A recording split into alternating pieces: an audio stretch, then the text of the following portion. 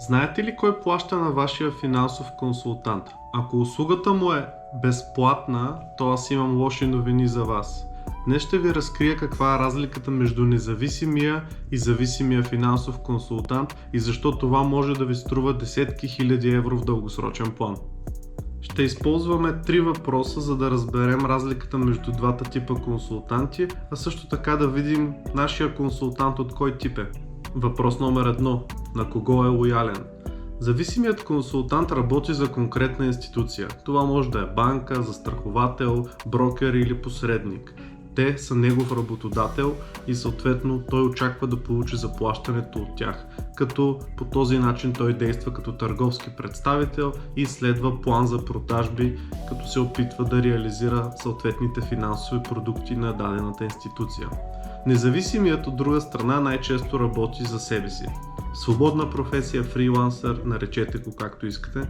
Той очаква, че ще получи възнаграждението от вас, но за сметка на това над него не стои шеф, не стои институция, която той защитава и конфликта на интереси го няма.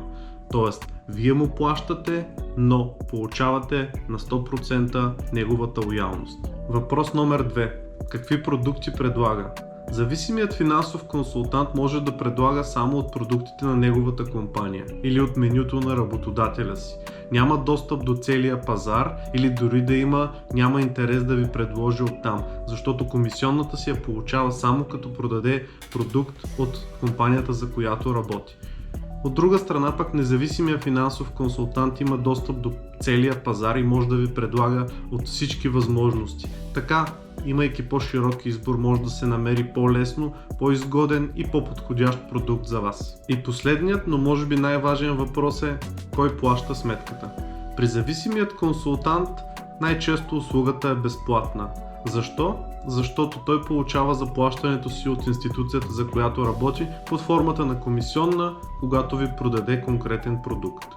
При независимият той получава заплащането си директно от вас под формата на прозрачна такса за консултация или за пакет от услуги, било то като цялостен финансов план или изготвяне на портфейл. Така има пълна прозрачност и вие знаете на кой плащате и какъв е неговия интерес. При зависимият консултант често се създава проблема, при който той се опитва да ви продаде продукта, който носи най-голяма комисионна за него, а не този, който е най-добър или най-подходящ за вас. Ако все още не си сигурен каква е разликата между независимия и зависимия финансов консултант, нека използваме една метафора. Зависимият финансов консултант е като фармацевт в аптека. Той може да ти продаде само от лекарствата на рафта. А независимият финансов консултант е като личният ти лекар. Той първо те преглежда, след това поставя диагноза и тогава ти казва най-добрата терапия за теб, независимо къде се продава тя. Ако информацията ти беше полезна, подкрепи канала с един лайк и се абонирай за следващите стъпки към твоята финансова стабилност. А ако си готов да спрем с теорията и да създадем твоя личен финансов план, очаквам те за консултация. Линкът е в описанието.